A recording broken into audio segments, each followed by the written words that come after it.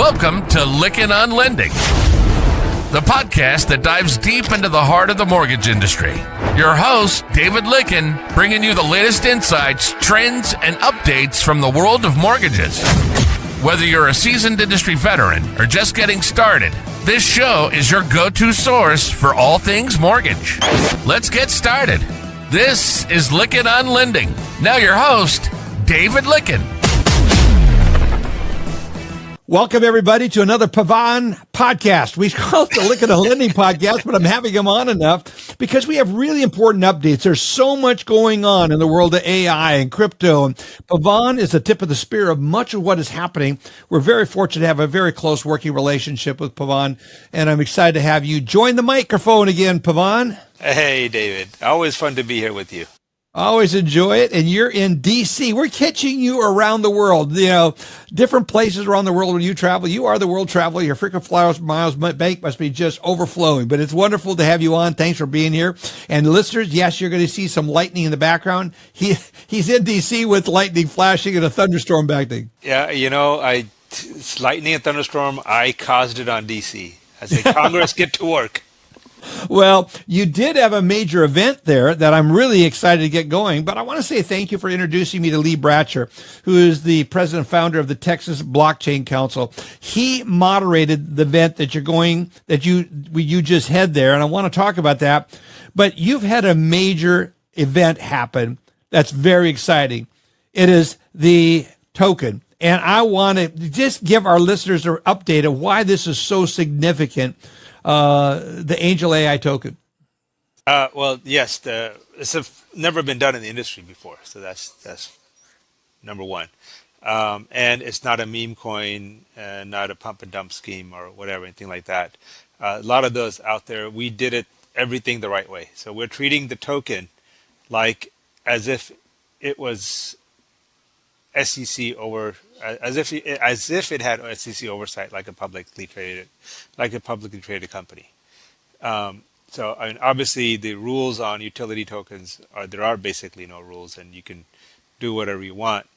But we wanted to set the stage and set the standard to say, hey, this is the right way to do it. Okay, so therefore we released the token with full disclosure. Complete transparency on who's behind the tokens, how they work, what the financials behind the tokens. Everything was in detail and exactly what the utility is and how it's going to be used and so forth. And we'll let the market decide what it wants to do with it. We saw it went out at a very tiny market cap of just under $1 million. We had some day traders pump it up to $10 million, and I think it's down to 4 right now. I think there's a 4x returns for the opening. Wow. Yeah, right. And this is all the drama that happened within 2 weeks, right? And that happens in the tokens. A lot of day traders out there. We don't know who they are. It's like that. The thing about blockchains is, yes, there's a lot of transparency, but you never get to see who's behind the wallets, right? But when you but you can see what the wallets are and what they're connected to, right? And so number one is that they have a pattern of day trading other tokens and so forth. They're just actors in the game, right? They do their thing, right? And we knew that this could happen, and this would happen when you have a token release, that people will come in and will buy up early and then sell into the long-term buyers. That's expected. It's okay, right? Yeah. Well, the reality is it's successful. Right. Yes, it's successful. Bottom line of this has been a very successful launch because you took the time to do it right. Right. And I think once the day traders are out, because I think they're going to dump. What we're seeing is they're dumping the guys who timed it just right and bought just as it was launched. Right. Right. They drove the price up, and now they're taking the profits out. They're profit takers, and they'll be out. They'll be out of the game, and then it'll continue to rise, right? And we expected this sort of bounce around like this. Yeah. Well, And especially yeah, on the early days, yes, yeah, but then right. it'll stabilize Yeah, and come it'll up. stabilize because Yeah. the utility is real because we're creating wallets all the time, and when we create wallets and people are buying tokens in the process of creating the wallets, right? And that's just happening constantly. In fact, it's so funny. Today I was in the Senate Banking Committee hearing. I went to the Senate Banking Committee hearing. Was if you they broadcast the C-SPAN. I was sitting right behind the witnesses, and my ugly smile and angel eye cap was was there. I Right. was Good. I was invited to the hearing by Senator Loomis from Wyoming, Good. and it was there's a little bit of fireworks. There's a lot of drama associated with this, but the point is that crypto regulations. I think sensible crypto regulations are going to get through. The Democrat. I'm actually glad that crypto regulations are happening at a point where there's an administration that's saying, "Hey, this needs to get done." Right. Okay, and at the same time, when they have just barely enough control of the Senate and the House, because this is not a reconciliation bill, so it needs 60 votes in the Senate, right? That means you got to get whatever eight senators to swing over.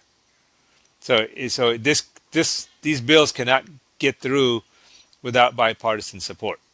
Right. It was great to be there, and it's great to first of all the what do you call it, the aides of various senators from the different senators' offices actually came to the conference yesterday. Oh, really? Yeah, Senator Haggerty, Senator Scott, and Scott Turner were scheduled to be at the conference, but due to scheduling conflicts, they couldn't make it, and we had profuse apologies from their team, but we did have many aides there. And as you know, anyone who does anything in DC, it's the aides that get everything done. It's not, Yeah. it's the aides who need to hear this, not the senators. Right. Right. And they're the gatekeepers. They're the ones who actually write and draft everything and get everything done. Right. And prepare everything for the senator to say, yes, I want to do this. So we were very pleased that the staff from different congressmen's offices and senators' offices were at the event and listened to our perspective about decentralized, about innovation first policies, and exactly how our vision of this is to go forward. And we had speakers, we had like 24 speakers there from across the spectrum, across the industry. We had the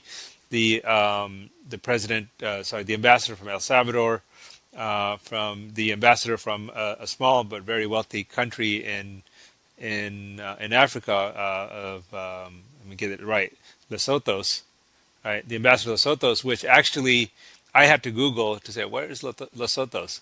And the ambassador told me a funny story is that, when Trump announced the tariffs, Lesotho's had the highest tariff at 50%. And he said most of America had to Google where's Lesotho's, right? And Lesotho's is a very rich country inside South Africa, a little kingdom. It's like Monaco. Think of it as the Monaco of Africa.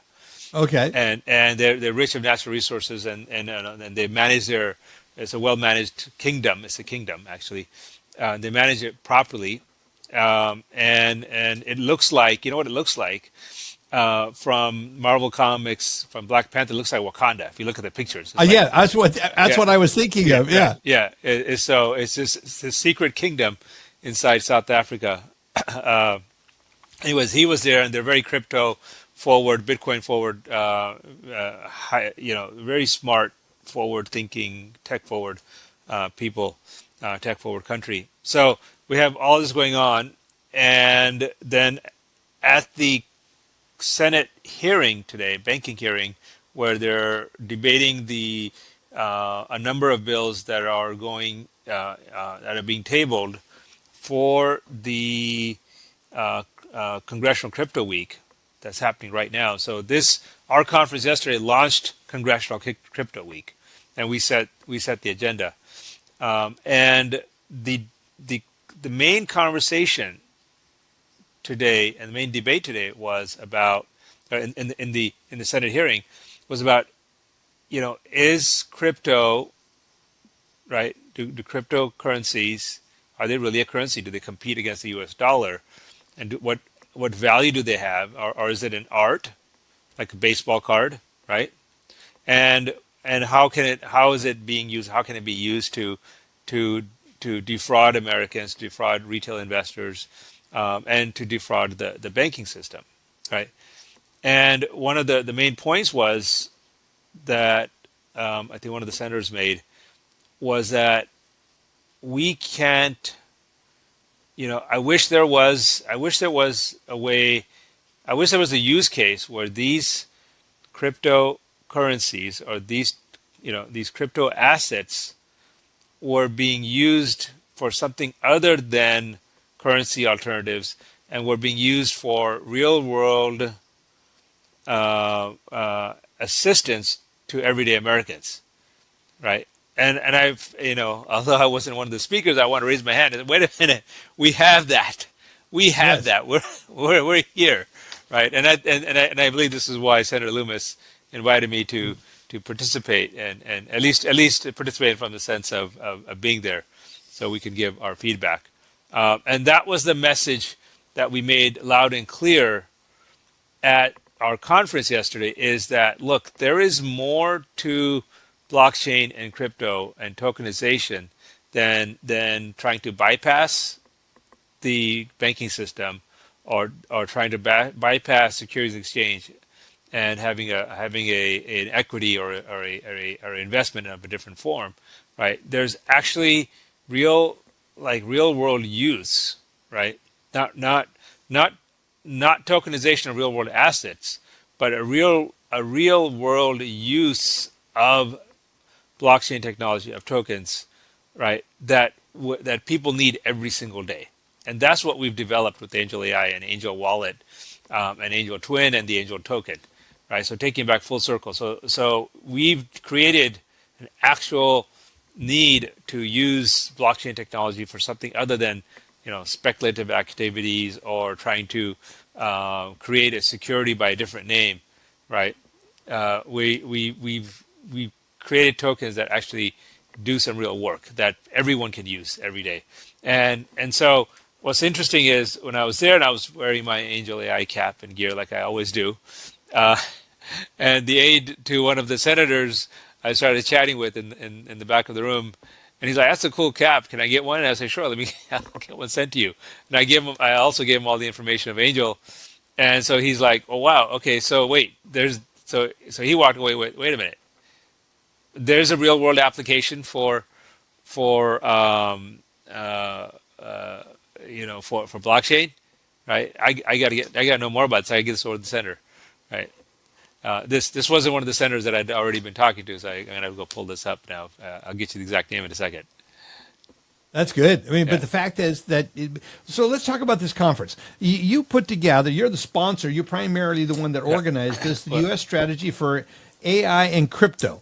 And who was there? Was Eric Adams, the mayor of New York? No, there? Eric Adams was not there. He's got a very tough fight right now in New York. He's got a horrible fight going on there. Yeah. I hope he wins, but he's in a tough fight. It's a four horse fight, right? And and so it's tough to call how that's going to go. So, well, but people can go listen. We'll put a link to the interview where you did have him on, and it was a really good presentation by him, and his interest in crypto it's very significant. Was Scott Turner there? I know he was invited.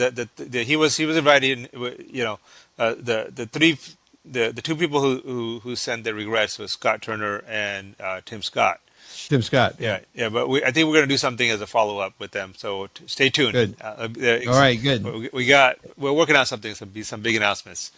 We have a great relationship with both offices. Also with Senator Haggerty's office, we have a great relationship. Yeah, Senator Haggerty's very much right. it. And well, also you sent me the interview, and I was listening to it. I didn't get a chance to finish it, but the former Representative Patrick McHenry. Yes. He is very proactive. I was so impressed with what he's doing. Right. Uh, so the purpose of having you on, Pavan, is kind of get an update on what's going on in this fast evolving, rapid moving AI, crypto, blockchain Yeah. for our listeners. Give us an update. I mean, we watched Bill Pulte come out and Director Pulte of FHFA say and issue a letter to Fannie Mae and Freddie Mac that we've got to get over to the point where we're using blockchain, and that was met with some resistance. I wonder why that was. Well, I can't say. I can speculate as to why it was, but what he said, was that we can use FHFA has directed Freddie Fannie to use Bitcoin assets as an eligible asset. As an eligible asset for Right. down payment, Right, and right. and also Just- receiving payments. Right, as reserves, basically, because you couldn't Yeah. use it as reserves. Now, Yeah. the The resistance, reserve. In other words, for qualifying, so Yeah, we for do they have an qualifying. adequate Yeah. reserve? Yeah, exactly. Right. So, just like your 401k or just like any other stock account, Right. you can use that as a qualifying reserve, which I think is great, and which is something I spoke with Vivek Ramaswamy about at the conference, and I sent you a link to the video. Yes. And he's also very much in favor of what they just did. I think it's a common sense move by the FHFA. I think the reason that there's some concerns is that if you look at the chart of the Bitcoin the last 12 months, right, there's been some 25% swings in value, There has right? been, yeah. Right, but still, I mean, yeah. So what? I mean, I've seen S&P 500 have 25% swings in value too. Yeah, exactly and, right. at certain times. We don't right. discount stocks. Right, and exactly. I mean, look at Tesla stock. Went from $1 trillion market cap to whatever it is now. $200 billion, like 80% loss in market cap. Right. So it happens. It can happen to anything. Right. And I'm not saying that I'm rah go Bitcoin, but I'm saying given where the market is for Bitcoin, it's a $2 trillion market cap asset, and with deep liquidity, I think it's time that they pass that rule. Good. Right. Well, I think it's happening, and it's happening rapidly. So let's talk about the U.S. strategy. What came out of that? And first of all, what was the reason for you putting that together? Because you're wanting to lead the discussion. You've been significant. For example, the policy adopted by Texas was largely influenced or even authored by you and your team. Is that correct? That is correct. So we have an association called the AI Innovation Association, and I encourage you all to check it out, and I encourage you all to become members. And the website is innovationconnect.ai. Innovationconnect.ai. So check it out over there. And what we've seen, the whole point of the conference is what we've seen across the country is kind of a variety of things happening in the AI regulation space. And there's been, it's 80 years of science fiction on AI and speculation what AI could look like, right? Yep. And Negative speculation. right. And in American culture, and here's interesting: is American culture and Japanese culture are very different. The Japanese culture sees AI and robotics as our friend, and is very embracing and positive. So Japanese pop culture is very positive about AI and robotics. And American pop culture for the past 80 years, I mean, this before any of this stuff existed, has been very dystopian about it, right? And so it's in the American psyche that AI is to be feared. It's the Terminator. It's going to take our jobs and blah blah blah, right? It's going to take over and destroy the world. So because there's this prevailing wave and thought process, so much in pop culture, right? You can't separate pop culture from the politics, unfortunately, right? And when there's so much dialogue that's negative, and our representatives and our policymakers get swept up in that wave, and they can't separate fact from fiction, right? You watch enough Terminator movies and you start believing it's real, in time, right? And some sensational headlines, of something funny happening with some chatbot or some robot somewhere, right? Those sensational headlines of something bad happening capture our imagination, but every single day, thousands of Americans are being helped by AI, and their lives are being lifted by AI. That doesn't make the headlines, right? Yeah. And jobs are being saved, and lives are being saved by AI, and that doesn't make the headlines because it's mundane. It's not interesting for it's not interesting for the press because it's not interesting for us as consumers of the media. We don't want to read about the Shanahan family, who are somebody I talked about in the conference is a veteran who with 80% disability was denied by 4 other lenders and was moving from home to home, which led him to have serious depression, and their marriage was on the rocks until they worked with Angel AI and got approval immediately and a warranted approval, and then they got their home, right? And it turned. Love that story. Right. I mean, the importance of owning a home is underestimated, right? It's saved in many ways. It saved their life. I mean, I'm not trying to kind of overblow the situation. And if you watch, we just put it out on, we spoke about them, and we they weren't, unfortunately, they weren't at the conference, but their testimony was at the conference, and then we just released their testimony on YouTube. So I do encourage everyone to watch the testimony of the Shanahan family, and see like how big a deal it is, how important it is of the work that we do in this industry, how important it is, right? Yes. And when we unfairly, or I wouldn't say unfairly, inaccurately decline someone, right? And the industry too often inaccurately declines someone because the industry is not able to understand, digest, people who are out of the box, right? The most interesting thing that Mrs. Shanahan said was Angel AI thinks out of the box for people that are out of the box, right? So therefore she got a loan approval, right? And the reality is, in today's gig economy, right, and nothing is traditional anymore. No one is traditional. Before, it was a minority of people that were not traditional. Today it is traditional to be non-traditional, right? Yes. Right, and everyone's out of the box, and lenders and are still trained to look in the box. So many people get declined when they should not have, and that's why veterans, when you look at the national HMDA data, veterans have declined almost 3 times. I think maybe more than 3 times more than people in the box. Okay. Yes, Right. and that's a group. If any group that we should be, helping get into homes, they should be the ones that are the most focused on, and make sure that we have them in home ownership. Why talk about the U.S. strategy? What do you believe our U.S. strategy should be when it comes to AI and crypto? Yeah, I mean, the first of all, it should not be what it should not be is fear-based, right? Yeah. Both fear of rogue AI, Terminator AI, and fear of rogue of a few bad actors that could potentially abuse crypto trading. Okay, fear of those guys putting an end to the whole crypto system. This crypto system is amazing, right? Yeah, it really is. Right? It's a word called trustless, right? Crypto is trustless. And what does that mean? That does not mean that people misunderstand that word, and you'll hear that term a lot in the crypto industry. It does not mean that you cannot trust crypto. It means that there is no third-party trustee.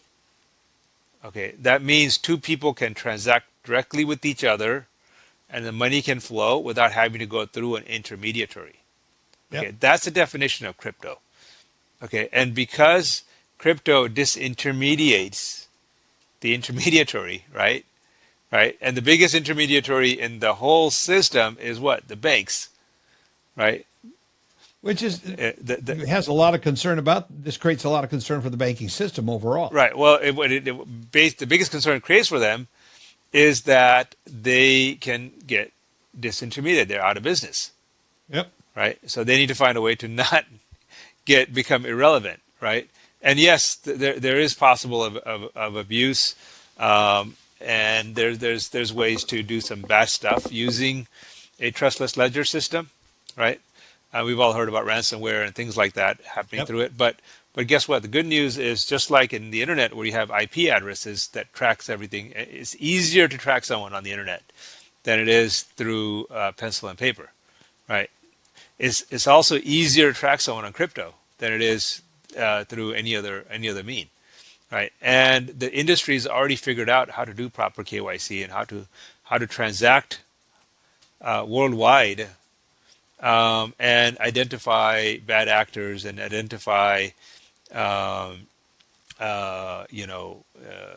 illicit material or illicit trade, right? And so if you follow, so the technology is already here and the process is already here. Yes, in the early days of crypto, that wasn't in place, and a lot of crazy things happened. But since then, I mean, it's been, and then the Bitcoin paper came out, what, 20 years ago or something like that, Yep. Satoshi's paper. So since then it's matured, and all of these practices are put in place, and I would argue it's actually better and more accurate and more stringent than the traditional banking. I mean, and the thing is, like, it's really fast because it's all electronic, right? Yeah. And it's, Well, I think that it makes sense why you're going to get some pushback, especially when you take out the intermediaries. yes, and well, you're taking out intermediaries, and it's some of the most powerful intermediaries, and we talked about this before. Banks and the banking system, right, who ultimately are controlled by a few, right? They're the ones who get intermediated, Yep. right? Yeah. Right, and Disintermediated right away. it's like the cartel. The banking cartel is probably the most powerful cartel out there, and you don't Yeah. want, you got to play nice with them, right? Yep. The, No question. No question. So one strategy is we got to get rid of the fear. What's a positive strategy we need to do? Education, I'm assuming, just making sure we. education, and I think just showing the going back to your question, the reason we had this conference was to show DC and the policymakers that, hey, there's real world use cases. I mean, people are out there, thousands, tens of thousands of people out there that are being helped and lives are being saved, right? And that's not an exaggeration. No. And that by this technology, by AI and crypto, and blockchain technology, it is lifting and transforming lives, if not saving lives, transforming lives. And there's this big economic value being added, and we were showcasing those stories and those examples, so that this isn't, basically we're telling them this isn't hypothetical, right? This isn't This real. This is real use cases. right, These yeah, are real. right, yeah. And when they realize that, do you think that you may move the needle at all in helping people realize that? I think so. I think we made a significant impact. How much more needs to be done to do that, though? A lot more. A lot more. We need to A lot have more, we yeah. need to have a lot of dialogue, a lot of minds to be changed. I think I haven't read the Genius Act, which is the stablecoin bill. And it's, I've just read summaries of it. I haven't read it in detail. Listening to the conversation and listening to where Tim Scott, who drafted the act, and also having deep conversations with Senator Haggerty, who's the co-author of the act. I think the people who are leading the charge right now are really smart and are looking at this the right way. Okay, and they're being, and the smartest thing that they're doing is they're not trying to fix everything at once. Okay, Smart. they're saying, let's look at what do we understand, and what do we know that needs to be done, and we understand that can be done. We understand enough to do something about. And then as they understand it, they're writing the rules. Like, for example, we just had a huge legislative success. It was almost complete. Only 2 congressmen voted against it. Was a bill against revenge porn deepfakes, right? Yes. Right? Yeah. So and that's huge. I mean, it's not controversial, right? Yes, that should be illegal, right? That's fraud. And it got passed. Okay, so I think there's a lot of things that everyone agrees on, right? And like, someone uses AI to hack a bank, right, or to hack through government security system. Yeah, I think that should be illegal, right? Yeah, Right? that's a no-brainer. Right? So why don't we just get the bills passed and the rules passed and stuff that we all agree on that should be illegal. There's a lot that we agree on.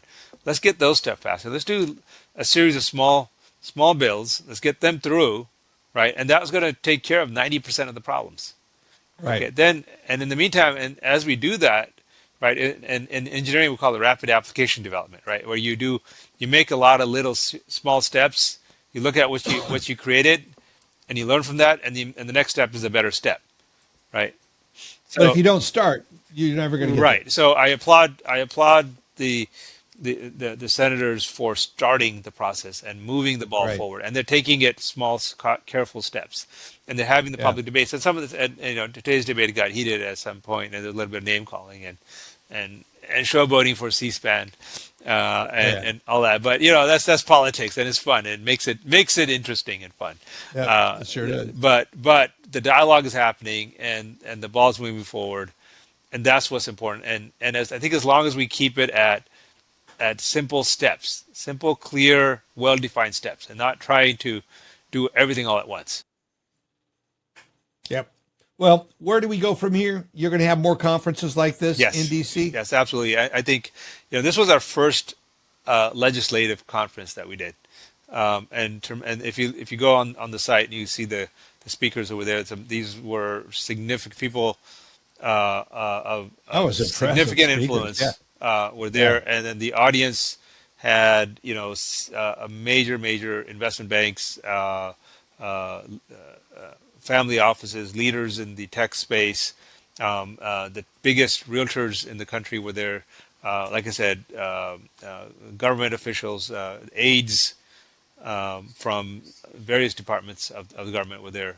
Staffers and aides from the various departments of the government were there.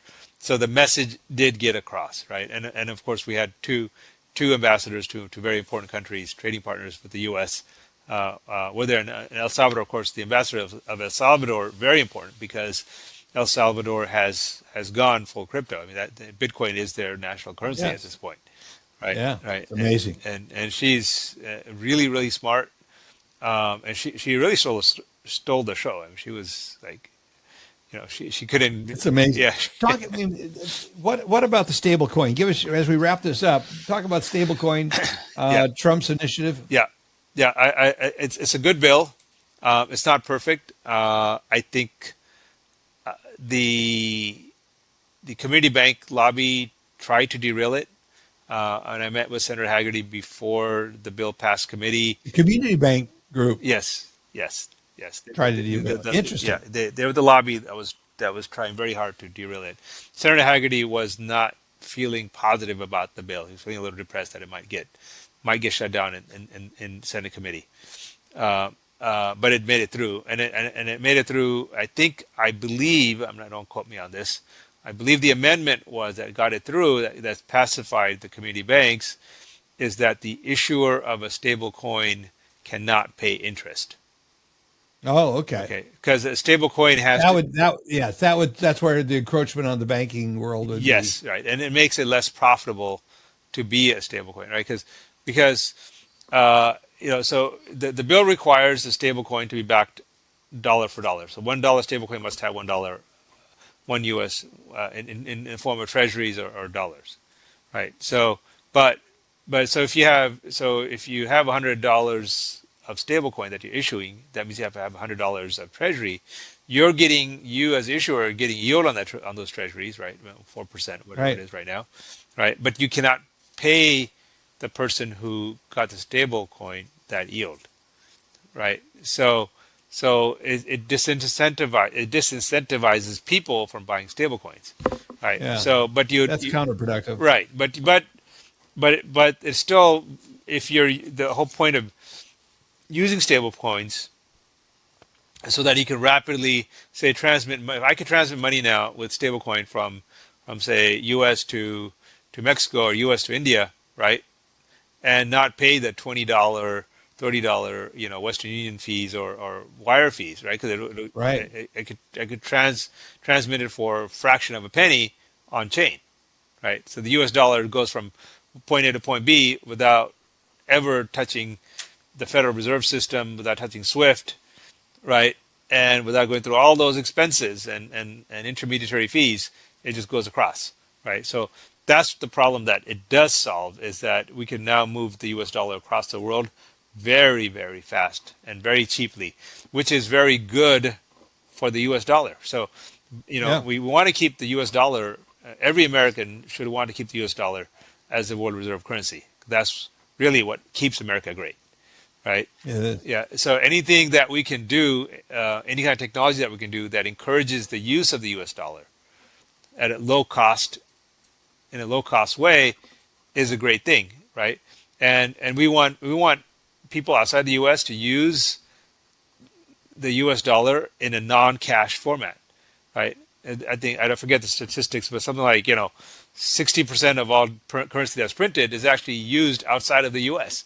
The actual paper currency.